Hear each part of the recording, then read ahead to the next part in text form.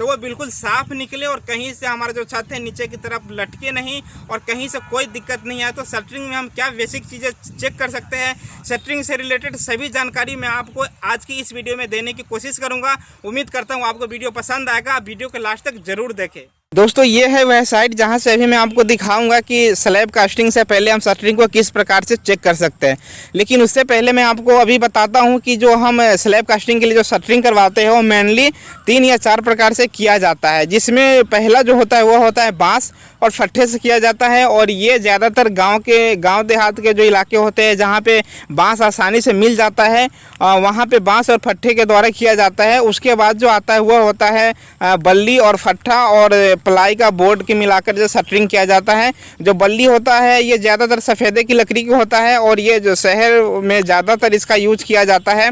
उसके बाद जो शटरिंग करने का जो आता है वह होता है एमएस की पाइप और एमएस की प्लेट से शटरिंग किया जाता है।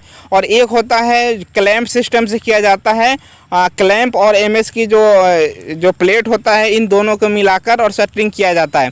लेकिन जो बल्ली और फट्ठे और बांस का जो शटरिंग होता है उसमें और जो एमएस की पाइप या क्लैंप सिस्टम वाला जो शटरिंग होता है तो ये एमएस की पाइप और क्लैंप सिस्टम वाला दोनों ही बांस और बल्ली वाले से महंगे पड़ते हैं। और ये एमएस की पाइप और प्लेट वाले जो शटरिंग है ज़्यादातर जहाँ पे बड़े बिल्डिंग बनता है वहाँ पर यूज़ किया जाता है और ये महंगे भी होते हैं। और नॉर्मल जो घर बनता है, जो लोग बाग रहने के लिए घर बनाते हैं, उसमें ज़्यादातर जो यूज होता है वह होता है हमारे जो बल्ली और फट्ठे और प्लाई के बोर्ड का यूज करके और शटरिंग किया जाता है। तो दोस्तों ये तो शटरिंग कैसे होता है उसकी जानकारी था। अब मैं बताता हूँ कि आप कैसे चेक कर सकते हैं शटरिंग की कि आप उसमें कोई कमी तो नहीं है।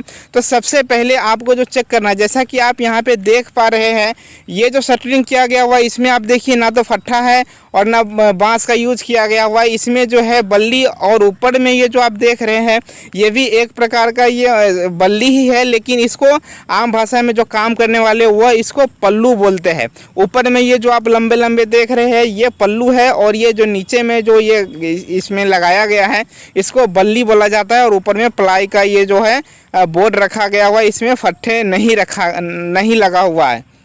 तो अब हम इसको चेक कैसे करेंगे, तो सबसे पहले आप ये जो देखिए यहाँ पे जो बॉटम लगा हुआ है, जो यहाँ पे ये लटक बीम जा रहा है जिसे हम प्राइमरी बीम भी कहते हैं, तो इसमें शटरिंग जो है तो इसका जो डिस्टेंस है, आप जो भी बांस लगाए या बल्ली लगाएं या एमएस की पाइप जो भी लगाए तो इसका जो डिस्टेंस है तो आप ये ध्यान रखें कि इसमें जो है 3 फीट से ज़्यादा इसका 2 बांस या बल्ली का जो डिस्टेंस है वह ज़्यादा नहीं हो।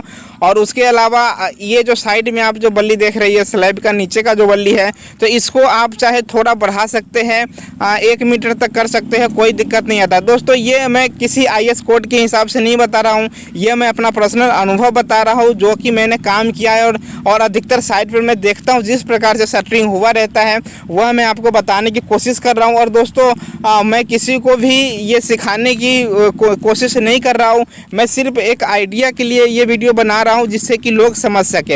होता क्या है, जब हम शटरिंग करते हैं तो जहाँ पे प्रॉपर बल्ली या बांस लगा भी हुआ होता है तो उसमें क्या होता है, कई बार क्या होता है बीच बीच में से कहीं से या हट जाता है या किसी कारणवश या रास्ता के लिए क्योंकि ये शटरिंग होता है तो जगह ब्लॉक हो जाता है।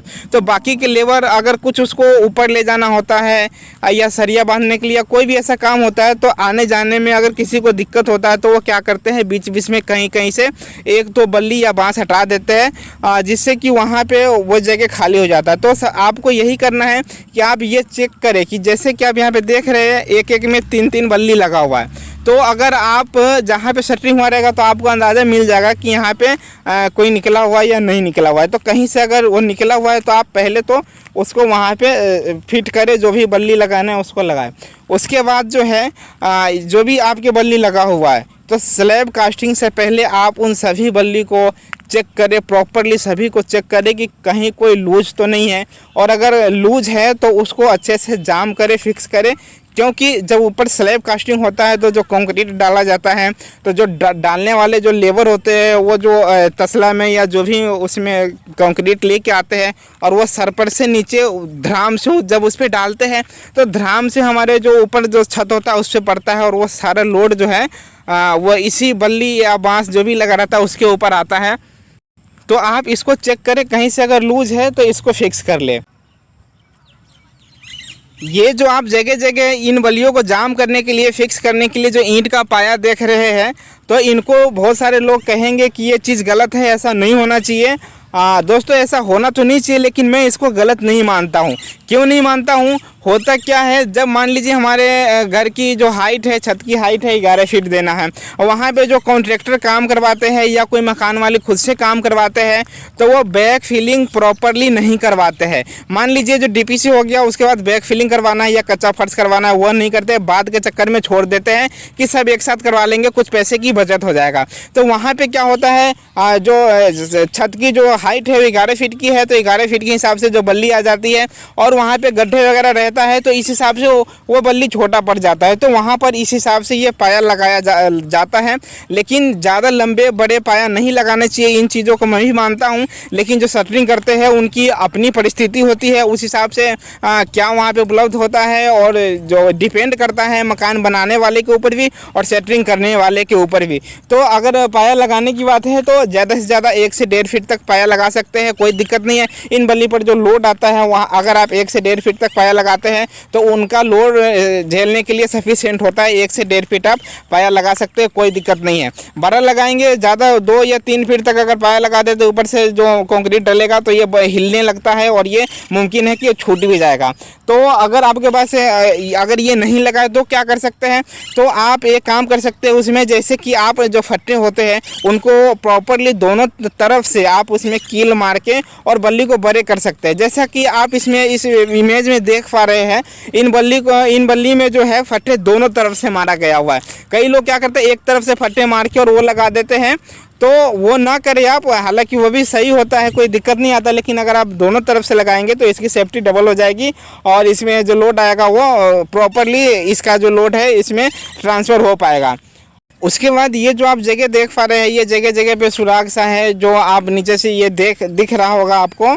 तो इनको ये क्या है, नीचे से तो ये ज़्यादा दिख रहा है, लेकिन आप ऊपर से देखेंगे, छत पे जाके देखेंगे तो ये चीज़ इतनी नहीं दिखेंगे। और इसमें ये क्या है, जो प्लाई वगैरह काट के लगाते हैं तो इसमें ये थोड़े बहुत गैप रह ही जाता है, तो इसमें हम प्लाई का टुकड़ा नहीं भर सकते। क्योंकि अगर हम कोई प्लाई का टुकड़ा वगैरह छोटा डालें तो वो ये छोटे टुकड़ा जो है स्लैब कास्टिंग के दौरान नीचे आ जाएगा। बड़े टुकड़े तो नहीं आएगा, लेकिन इतने छोटे टुकड़े डालेंगे तो ये ज़रूर नीचे आ जाएगा, और हमारी छत जो है वो ख़राब गंदा निकलेगा।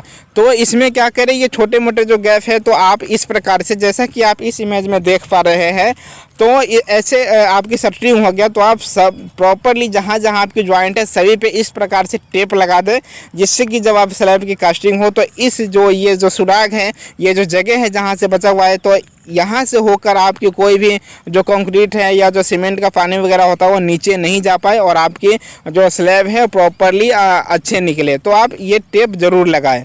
दोस्तों ये तो ग्राउंड फ्लोर की शटरिंग की बात थी, उम्मीद करता हूँ आपको पसंद आया होगा। मैं इसके बाद एक वीडियो और लाऊंगा जो कि फर्स्ट फ्लोर की होती है, और वहाँ पे कैसे शटरिंग किया जाता है और वहाँ पे क्या चीज़ ध्यान रखना है, सारी बातें को मैं आपको उसमें डिस्क्राइब करूँगा। आप वो भी वीडियो ज़रूर देखिएगा। फिलहाल इस वीडियो के लिए अगर आपको ये वीडियो आपको पसंद आया है, आपको कुछ अच्छा लगा है, तो आप हमारे चैनल को ज़रूर सब्सक्राइब करें। दोस्तों मैं मिलूँगा आपसे किसी नए वीडियो में। आप अपना और अपनों का खूब ख्याल रखें, खुश रहे। Thank you. जय हिंद।